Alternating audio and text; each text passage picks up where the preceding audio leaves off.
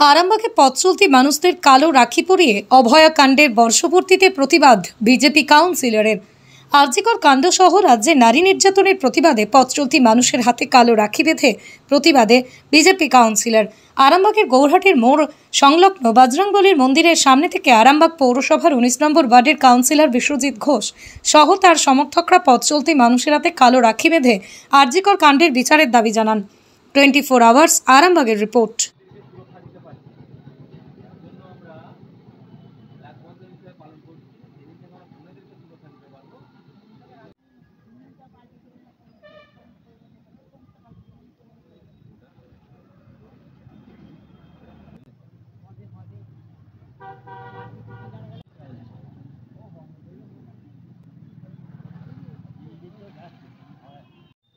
আমরা এটা রঙিন করব, আমরা ব্ল্যাক এটাই ভালো।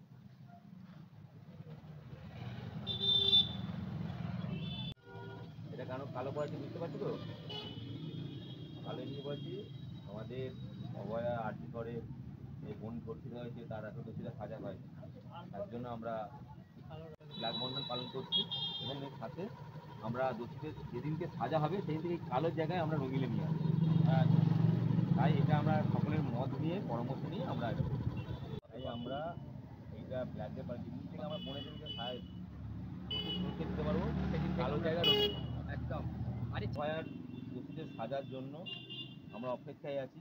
আজকে একটা পবিত্র দিন, রাখি বন্ধন উৎসব এবং রাখি পূর্ণিমা, কিন্তু আমরা বিগত 10 বছর যাবৎ আমরা দেখতে পাচ্ছি বর্তমানে যে সরকার চলছে সেই সরকারের অধীনে রাজ্যে যেহেতু নারী মুখ্যমন্ত্রী এখন বর্তমানে মূর্খমন্ত্রী পালন করছে, যে রাজ্যে নারী ধর্ষিতা হচ্ছে, অত্যাচার হচ্ছে এবং আজকের দিনেই আরজিকরের অভয়ার 1 বছর পালন হচ্ছে কিন্তু এখনও দোষীরা সাজা পেল না। তাই দোষীদের সাজার জন্য, সাজার দাবির জন্য আমরা সর্বস্তরের মানুষ রাস্তায় নেমেছি, প্রতিবাদ জানিয়েছি। তা সত্ত্বেও কোনোরকম কোনো সুফল সেই জন্য আজকে রাখি বন্ধন হিসাবে আমরা রাখি বন্ধন পালন করছি না, আমরা ব্ল্যাক বন্ধন পালন করছি। আমরা কালো রিবন পরিয়ে মানুষকে বার্তা জানাচ্ছি এবং যেদিনকে দোষীদের সাজা পাবে এবং ভারতীয় জনতা পার্টি সরকার প্রতিষ্ঠা হবার পর আমরা এইসব অসভ্য দোষীদেরকে আমরা সাজা দেব এবং সাজা দেওয়ার পর সেদিনই আমরা এটা রাখি বন্ধন হিসাবে এবং রঙিন উৎসব হিসাবে আমরা পালন করব। তাদের পক্ষ থেকে পালন করব আমরা ভারতীয় জনতা পার্টি এবং আরামবাগ 19 নম্বর ওয়ার্ডের পক্ষ থেকে আমরা এটা পালন করব। কোথায় পালন করলেন? আমরা এখন বর্তমানে আছি বাবা বজরংবলী মন্দির এবং গৌরহাটি মোড় প্রাণকেন্দ্রে করেছি কিছু এবং আমরা করে এখানে সমাপ্ত করলাম। আপনার পরিচয় দাদা? আমি বিশ্বজিৎ ঘোষ, আরামবাগ 19 নম্বর ওয়ার্ডের কাউন্সিলর এবং বর্তমানে আরামবাগ মিউনিসিপ্যালিটি অপোজিশন।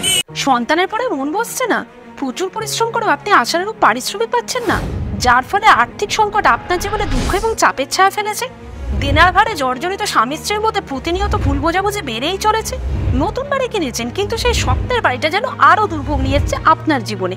আপনি ভাবছেন সস্তায় পাওয়া বাড়িটা নেওয়াটাই কি সঠিক সিদ্ধান্ত ছিল?